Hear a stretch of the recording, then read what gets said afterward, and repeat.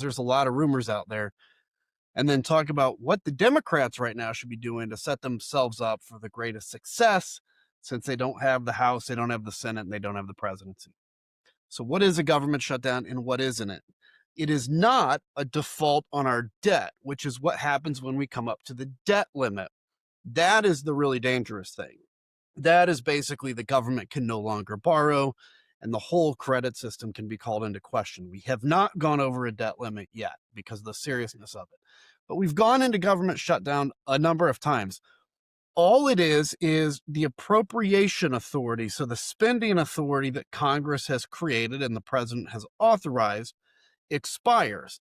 And so now technically there's no law and no authority for expenditures. So what happens? Well, about 4/5 of the budget is what's actually called mandatory spending. So it's not anything that the government or that Congress appropriates every year. It's things like Social Security, veterans benefits, etc. The law just kind of states what you get, and therefore you get it.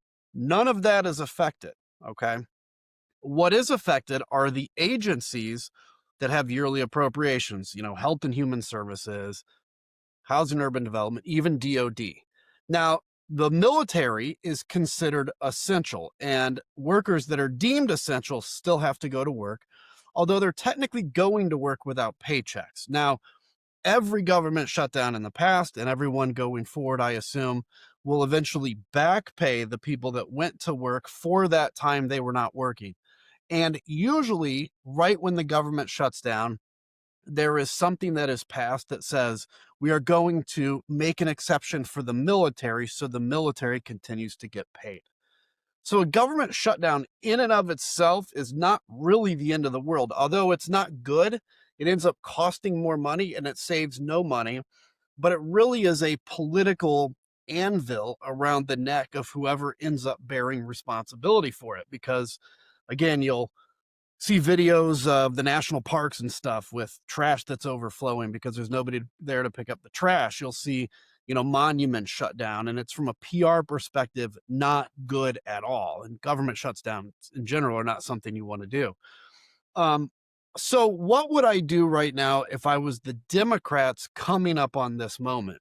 At the end of this month, the government will shut down without an extension of appropriations.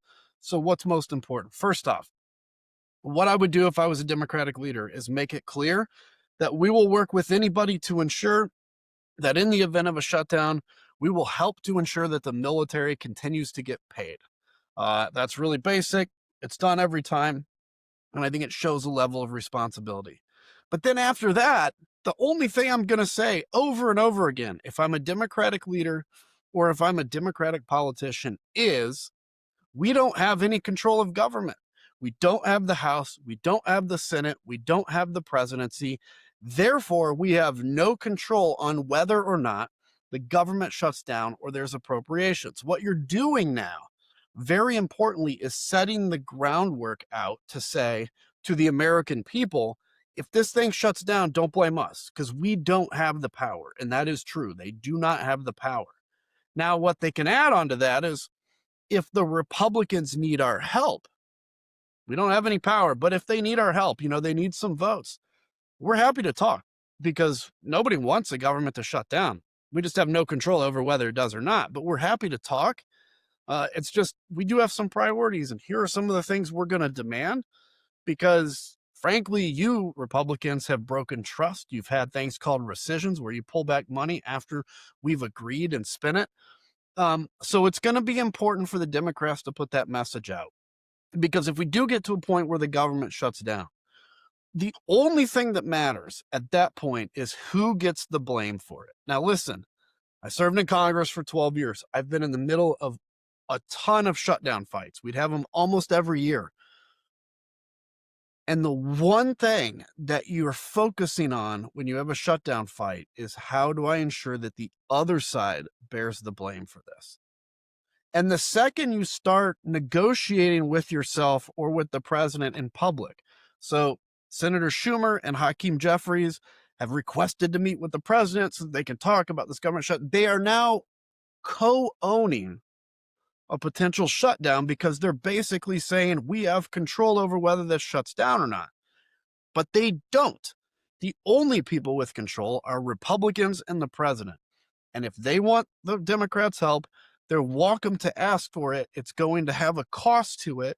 But otherwise, us Democrats, we're happy to sit back and watch, you guys figure this out because you wanted power and you have power. So that's going to be the key. That is the message I'm sending. And unfortunately, as of the time I'm recording this video, the Democratic leaders have failed to do that. I'm not hearing any of them out there talking about how they have no power, and it is entirely up to the GOP to figure out what they want to do. That's pretty frightening to me because as 2026 comes up, it's not guaranteed that the Democrats are going to win the House. And if they don't win the House, I really fear what's going to happen in this country if the Republicans win the midterms and then basically have continued unchecked power. So again, what is a government shutdown? It's a lapse in appropriations. What isn't it? It does not give the president more power. It does not stop Social Security checks. And it's not really the end of the world. It is a moment to try to win the argument politically, which I think, frankly, unfortunately, Democrats as of now are falling short. So if you have any more questions about this, be sure to hit like and subscribe to the channel, by the way, but leave your questions in the comments.